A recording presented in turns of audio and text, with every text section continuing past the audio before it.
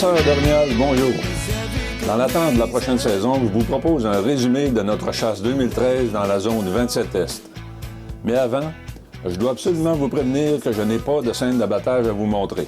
C'est pas par manque de volonté, c'est juste que la cam ne pouvait pas être partout en même temps. Alors, si vous ne pouvez pas concevoir un film de chasse sans scène de kill shot, eh bien, vous savez ce qu'il vous reste à faire. Pour les autres, merci bien de votre écoute. Et voici à peu près comment ça s'est déroulé, en espérant que ça puisse vous aider à patienter un peu jusqu'à l'automne prochain.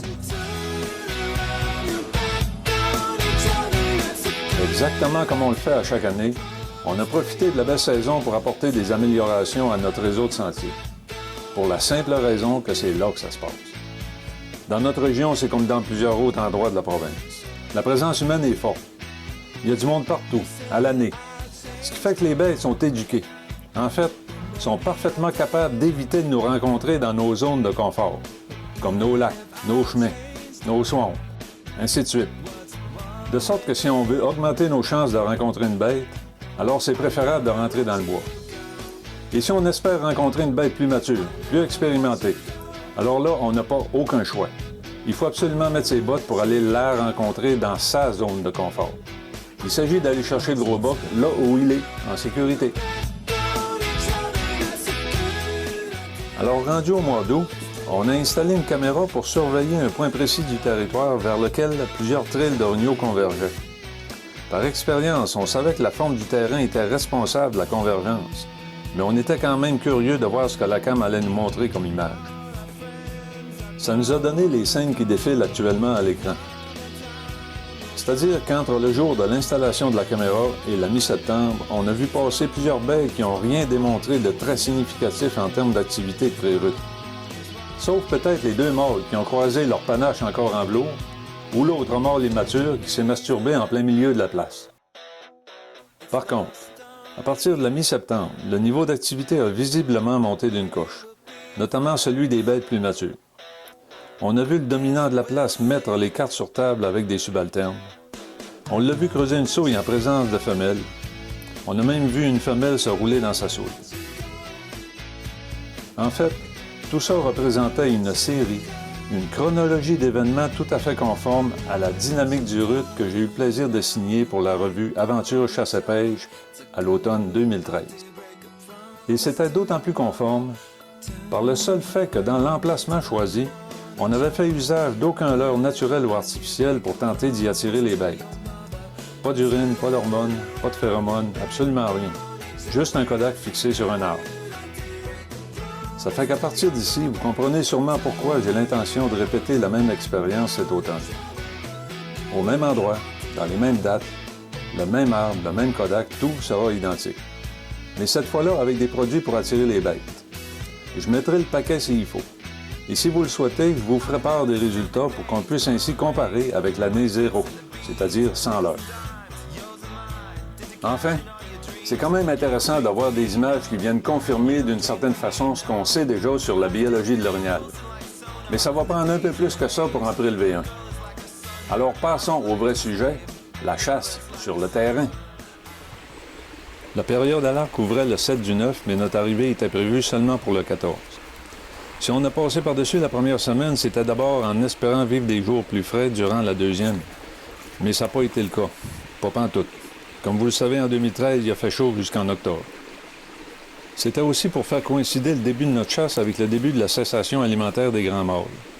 Et de ce côté-là, on ne s'est pas trompé. Dès les premiers jours sur le terrain, on a trouvé des signes de rut comme des frottés frais et des souilles fraîches. Mais malgré la découverte d'indices prometteurs, on n'a pas été en mesure de faire contact avec un mâle qui répondait à nos critères de sélection. On a laissé grandir quelques jeunes bocs, mais ce qu'on cherchait activement, c'était des mâles de 4 ans et demi ou plus. À cette heure, vous me direz pourquoi un pareil niveau de sélectivité dans un territoire à densité moyenne. C'est tout simplement parce que le travail qu'on fait sur le terrain, les sentiers et tout, jumelé à la technique qu'on applique, bien ça se trouve à pratiquement découpler le nombre de contacts visuels qu'on peut faire, les sightings. Du moins si on compare avec une technique à l'affût sur le bord d'un chemin ou d'un lac. Et on s'entend que pour tirer une bête, il faut d'abord la voir. La sélectivité en tant que telle, ça te fait voir plus de bêtes, ça c'est sûr. Mais il y a une autre chose qui est vraie, c'est que dans un territoire comme le nôtre, on ne pourrait pas se permettre d'être sélectif si on ne prenait pas les mesures pour en voir le maximum possible. En fait, rendu là, ça revient à la question de la poule et l'œuf. On voit beaucoup de bêtes parce qu'on est sélectif, ou on est sélectif parce qu'on voit beaucoup de bêtes?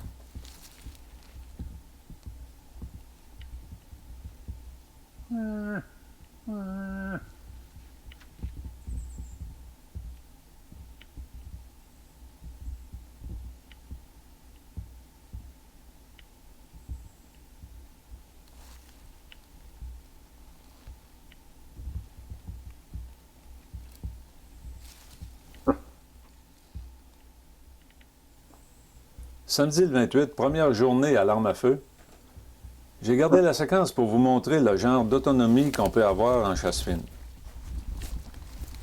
On peut porter l'arme dans une main, la palette dans l'autre.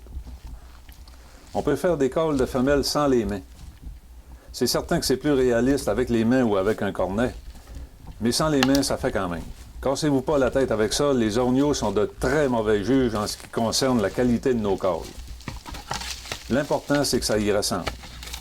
Et pour le reste, je vais vous montrer un peu plus loin c'est quoi qui est vraiment important si on veut être en mesure d'approcher une bête à portée de tir, du genre 10 pieds. Et pour les calls de boxe, je les fais habituellement avec mon cornet d'épaule homemade. Mais ça m'arrive aussi de les faire seulement qu'avec la bouche, comme les cris de femelle. Mais encore une fois, cassez-vous pas la tête avec ça, les orgnaux sont de très mauvais juges, l'important, c'est que ça y ressemble, point.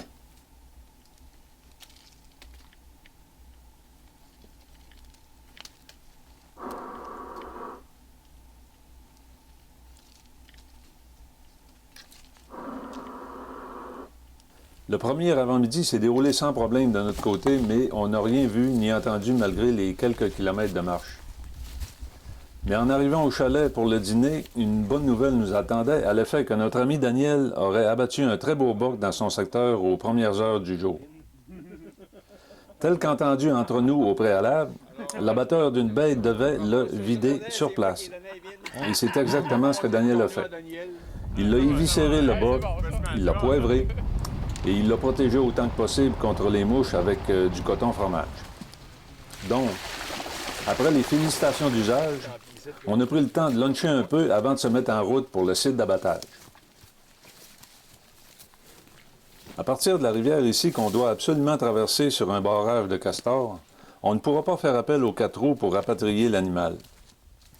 En fait, c'est une trail d'environ 1 km qu'on a faite en 2011 alors que notre ami Sylvain avait abattu un autre beau boc à peu près à la même place. Pour tout dire, c'est le 3e boc qu'on sort de là en 3 années consécutives. Et pour en rajouter, les 3 sites d'abattage tiendraient dans un carré de 1000 pieds par 1000 pieds. Comme quoi, un secteur qui est productif une année le demeure au fil du temps. Nous arrivons sur les lieux de l'abattage. Ce qui a été appelé tantôt le corneau à Daniel.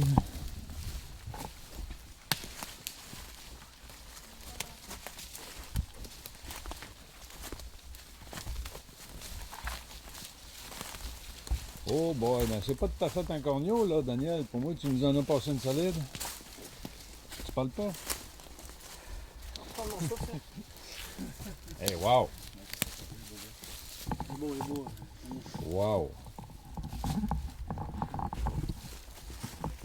Regardez-moi ça, l'ouverture de palette. Premier jour de chasse, samedi le 27.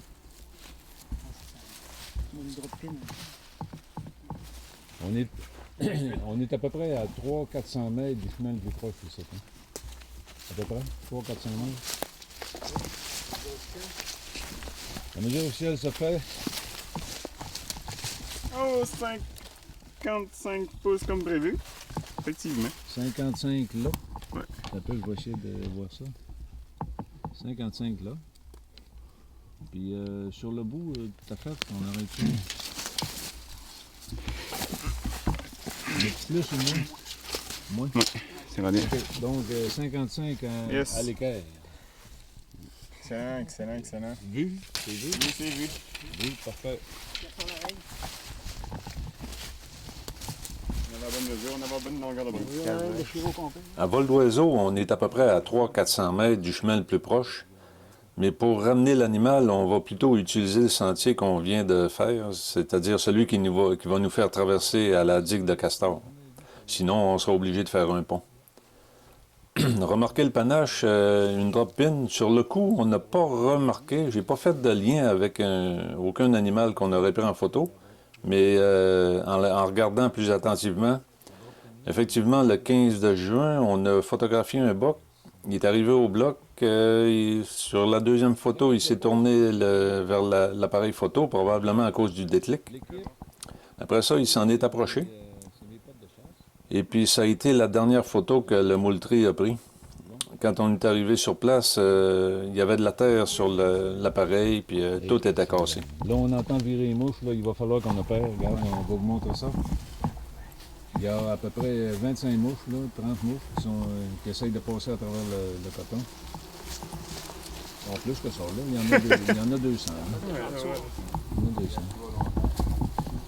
OK, on ferme ça puis on opère.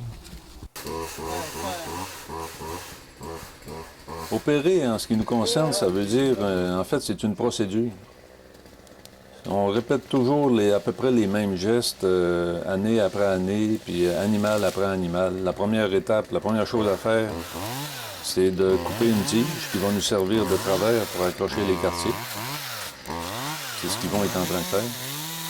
Ensuite, on utilise une scie mécanique lubrifiée avec de l'huile végétale pour faire la découpe des quartiers. C'est efficace, il n'y a pas de transpiration là.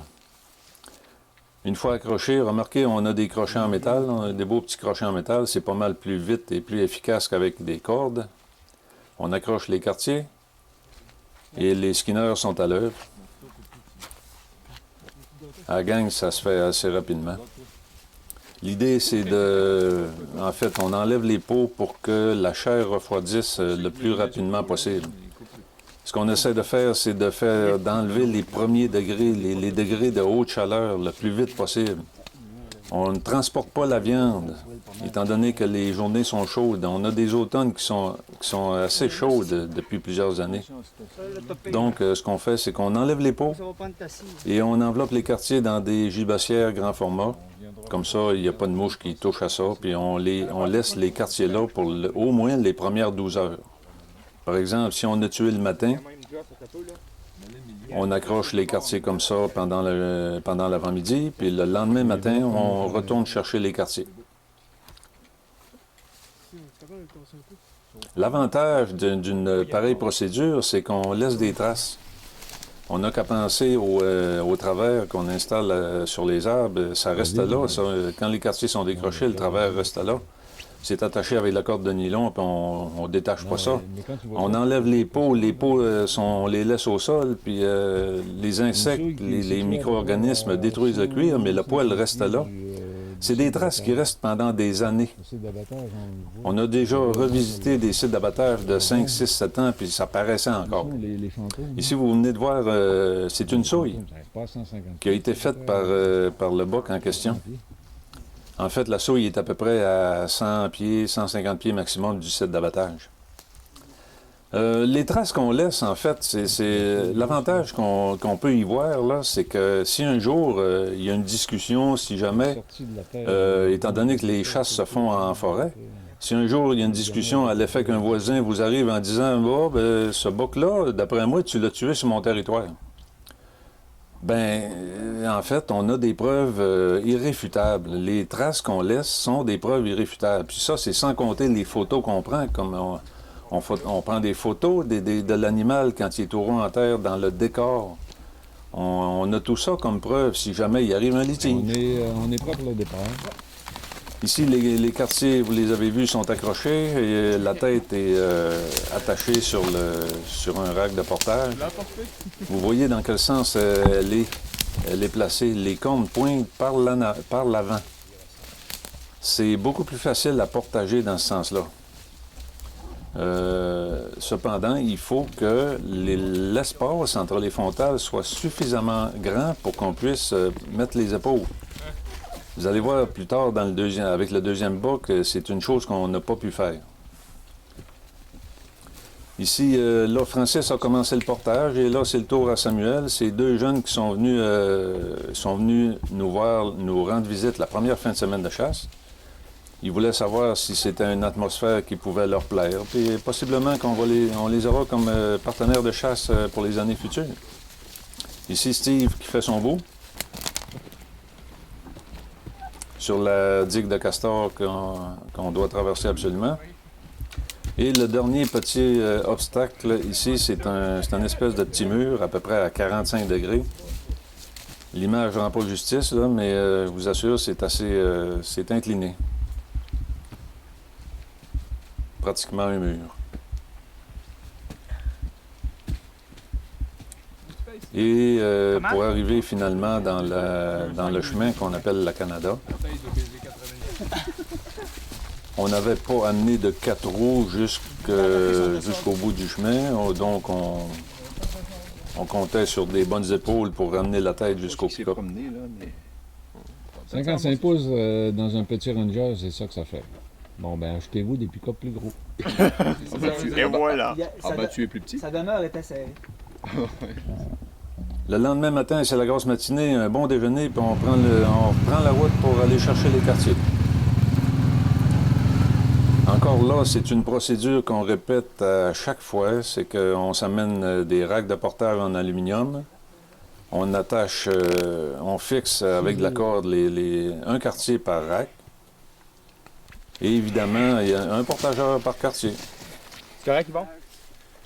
Ici, Yvon qui ouvre la marche, c'est une question de donner un rythme, un bon rythme de portage. En fait, le bon rythme de portage. Si on va trop vite en portageant, ça devient difficile, c'est dur sur le cardio, puis on a l'idée de lâcher la charge aussitôt qu'on est parti. On est revenu dans le chemin de la Canada, les quartiers sont sur les 4 roues et on s'en va porter ça dans la penderie. 2 octobre 2013. C'est pareil comme au mois de juillet. En t-shirt pour aller à la chasse. À 5h30 du matin.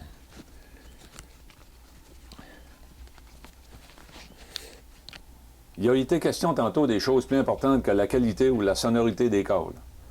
C'est là que ça se passe. Et pour en parler, je me servirai de la séquence que vous avez à l'écran. C'est l'un des refus qu'on a fait. En l'occurrence, celui d'un petit boc à une dizaine de pieds, le 2 octobre au matin. Soit durant la période à l'arme à feu, mais avec mon arc en main. Question de défi. Je vous énumère ces choses-là, non pas par ordre d'importance, mais plutôt dans leur chronologie. La première chose à planifier dans la préparation d'un territoire, c'est le choix des emplacements pour aller caler. Pour m'aider dans ce choix, j'utilise principalement une donnée provenant des biologistes, à savoir que les orignaux munis de colliers émetteurs sont repérés principalement à partir de 500 mètres des surfaces dégagées, les lacs, les swamps, les chemins, etc. Mais par contre, j'ai remarqué qu'à partir de 300 mètres, on peut y penser. Ça dépend sûrement de l'affluence qu'il y a dans le chemin ou dans la surface en question. Alors, techniquement, on procède par élimination. On déroule la carte topo, on élimine toutes les surfaces dégagées, plus 300 mètres en périphérie, et du reste, on élimine aussi les endroits inaccessibles pour l'orignal. Un orignal, c'est capable de grimper pratiquement dans un mur, mais c'est quand même pas une chèvre de montagne. Dans une région comme la nôtre, il y a des endroits inaccessibles, les pentes sont trop fortes, donc on élimine tout ça.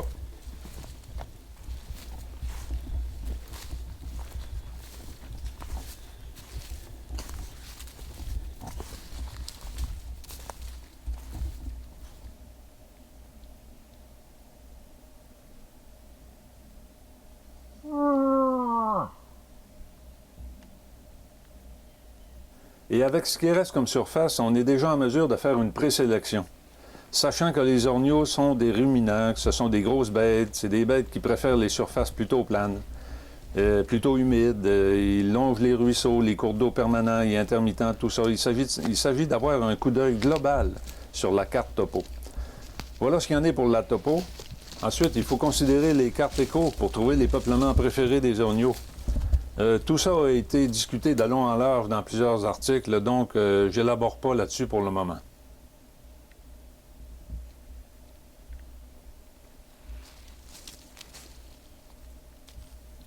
La prochaine étape dans la chronologie des choses, c'est d'aller sur le terrain pour confirmer les choix qu'on a faits au préalable. On fait ça le printemps, le plus tôt possible, c'est-à-dire aussitôt que les dernières traces de neige sont disparues. À ce moment-là, on est à la recherche de vestiges de reproduction comme des souilles ou des frottés.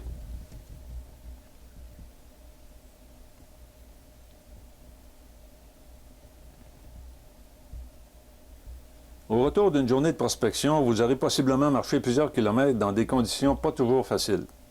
Mais dites-vous bien que ça en vaut la peine, surtout si vous avez l'intention de monter la barre un peu plus haute que d'habitude. Alors asseyez-vous, déroulez à nouveau votre carte et inscrivez chacun des indices que vous avez trouvés. Chaque souille, chaque trace, chaque fumier, chaque frotté, inscrivez tout ça sur papier. Et si ça forme une agglomération à quelque part, alors vous devrez considérer cet endroit-là comme un secteur à bon potentiel. Vous l'encerclez et d'un trait le plus court possible, vous le reliez à l'un des chemins que vous avez, ou l'un des lacs, ou l'une des rivières navigables du territoire. L'idée, c'est d'y avoir accès le plus rapidement et le plus tôt possible le matin, notamment durant la période à l'arc. La température monte très vite et il faut être là de bonne heure. Maintenant, pour l'avant-dernière étape de la préparation, on retourne en forêt débroussailleuse en main pour faire nos sentiers. Oui, c'est de l'ouvrage, mais encore une fois, ça vaut la peine. On le fait en se disant qu'en chasse, comme c'est le cas partout ailleurs, le succès est fait de 90% de transpiration puis 10% d'inspiration. D'autant plus que ça va être pratique quand viendra le temps de sortir la bête du bois. Enfin, la dernière étape préparatoire avant d'aller se mesurer à l'orignal dans sa propre demeure, c'est de s'assurer d'un contrôle optimal des odeurs. On ne pourra jamais les éliminer complètement, mais avec tous les bons produits qu'on retrouve actuellement sur le marché, on peut effectivement se créer une couverture suffisamment efficace pour approcher des orignaux sans même se préoccuper de la direction des vents. Ne vous laissez pas berner par les raconteurs de fables. Ceux qui racontent qu'on ne peut pas approcher un orignal si on ne se place pas le vent de face. Ces gens-là se trompent. Ils se méprennent parce qu'ils ne connaissent pas exactement les comportements des orignaux à couvert. Ils ne savent pas qu'un orignal à couvert ne craint aucun de ses prédateurs naturels, ce qui fait qu'il est beaucoup moins méfiant, beaucoup plus facile d'approche. Ne vous laissez pas tromper non plus par ceux qui affirment qu'on doit absolument cacher notre silhouette à la vue d'un orignal. Malheureusement, ils se méprennent autant que les autres. En constatant la fuite d'un orignal qu'ils ont tenté d'approcher à découvert, ils ont automatiquement cru que leur silhouette en était la cause. Alors qu'il n'en est rien, l'orignal à découvert est une bête beaucoup plus méfiante. C'est pas du tout le même animal. En définitive, c'est des gens qui veulent nous faire paraître les choses beaucoup plus compliquées qu'elles le sont en réalité. Pourquoi faire compliqué quand on peut faire les choses simplement? Bref, comme on disait à propos de la qualité des cales, cassez-vous pas la tête avec ça. Et je vous invite à me suivre encore un petit bout. On va aller voir cette femelle-là en espérant qu'elle est accompagnée d'un mâle digne de mention.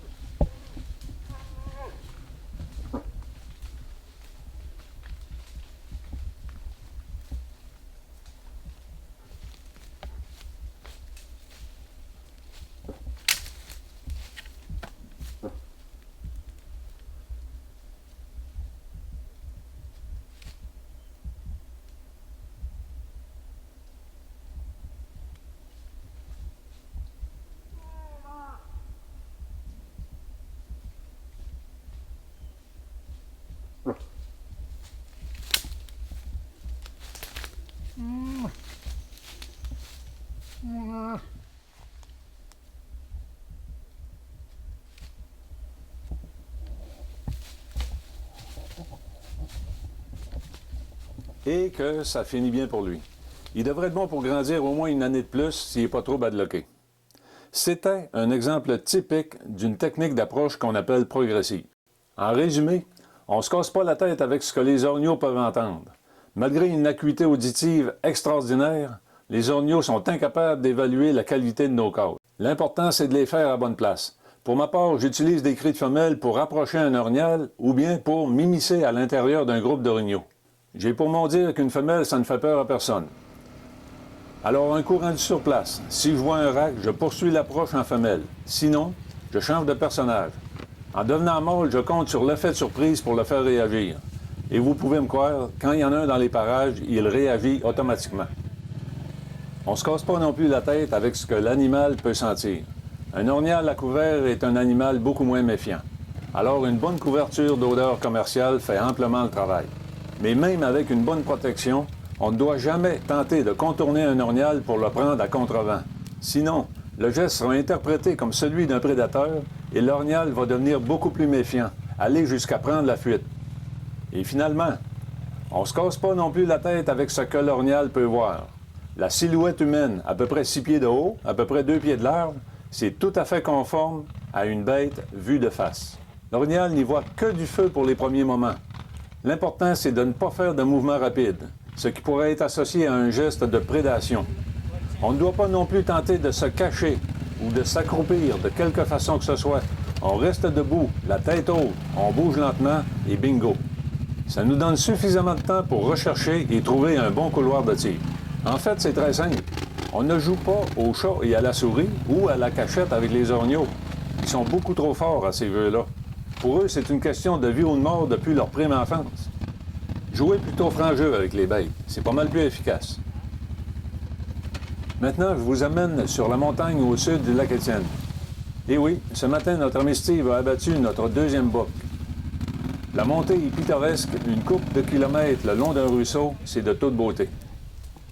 Bon, finalement rendu au site d'abattage du deuxième boc. Aujourd'hui, c'est mercredi. Oui. Mercredi le 2 octobre. Le deuxième boc, en fait, on le qualifie du deuxième corneau.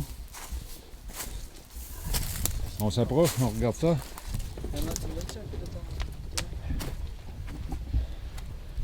Un autre très beau boc. Aïe, aïe, hein? Wow! Wow! Wow, le beau boc. Wow!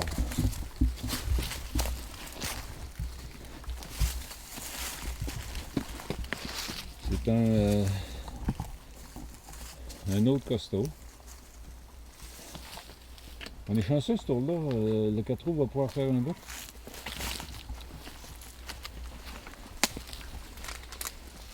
On prend la mesure officielle, Joss, devant la Mesure caméra. officielle, on va y enlever la nappe. La nappe sur la tête. Sur la tête, puis on va prendre la mesure officielle. Ça ressemble à du 40. On gage pourquoi? Ou du 44. J'avais dit 44 au Ou du départ. 46. 44. 46. Du 46 peut-être là, sur les points des plombs. 47. Moi, je dis 46 et demi. Bon. Les pouces en deux maintenant. Toi, Dan? On va dire 48. 48, OK. La mesure officielle. Ouais, Dan. Le gars qui aime ça, le thé dans les mains.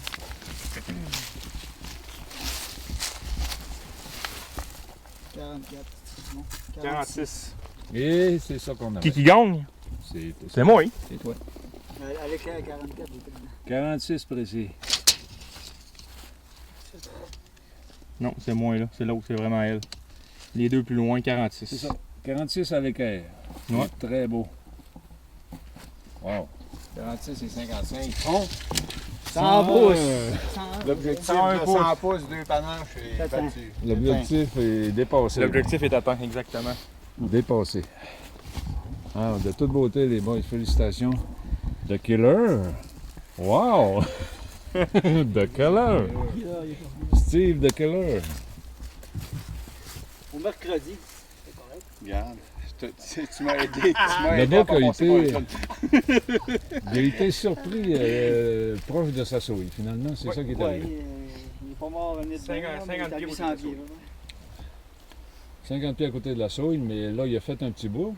Ça fait que la souille est un petit peu plus bas en bas de la montagne. Tu veux, la poupée, c'était avant un shot en arbre. Moi aussi, maintenant, on a essayé de prendre des photos, puis on l'avait tout le temps dans le décor. Ah, c'est vrai, Josh, viens filmer ça. Hein, le dessus de la tête? Sur la tête, gars. Une permanente. Oh, c'est une blessure. Une blessure de guerre, probablement. Une blessure de combat, là, quelque chose comme ça. Ah oui, une blessure de combat, ça. Finalement, il y avait du monde avec, là. Oui, il y avait un autre petit bot qu'on a vu plus bas, Un autre petit puis bot, une femelle puis, puis un veau. Femelle et un veau. Non, toi, je suis pas capable de voir, c'est ça. J'ai essayé, papa. Là, ce qu'on voit, là, c'est du poivre, hein? C'est pas de la terre ni du sable. Non, non, il est bien propre. Il a été poivré, c'est pas de la saleté, c'est du poivre. On a l'habitude des poivrer avant de les dépasser. Fait que... Vraiment beau, les gars. Bon, il y a une bonne étape de fête. L'animal n'est plus dans le trou, il est découpé. Peut-être, là, c'est le lavage de main. Les quartiers sont là, il reste à nous mettre les nappes dessus. De la même manière que pour le premier boc, on laisse des traces Qu'est-ce que ça assez donne évidentes avec sur le les terrain. Et encore une fois, ben, les photos qu'on prend sur place, ça demeure tout le temps des pièces à conviction si jamais il arrive un litige. Ici, vous voyez Steve qui transporte, qui descend la tête jusqu'à la trille de 4 roues, en bas de la montagne. On aura à peu près 800 pieds à faire, pas plus que ça. Ce que je vous disais tantôt, voyez-vous, les pointes sont vers l'arrière, ce tour-là, parce qu'il n'y a pas suffisamment d'espace entre les frontales pour passer les épaules. C'est plus difficile à porter de cette façon-là. Il s'agit seulement de s'incliner un peu plus vers l'avant. Parce que c'est évident, il y a plus de poids le poids porte par l'arrière. C'est comme ça. Peut-être sur le 4 roues, on a le petit obstacle le ruisseau du lac Étienne à traverser.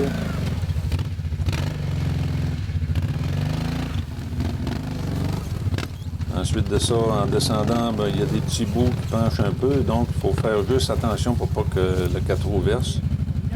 En allant lentement, ça va bien. Et le dernier obstacle, qui est le ruisseau en bas de la montagne. De retour sur la Canada.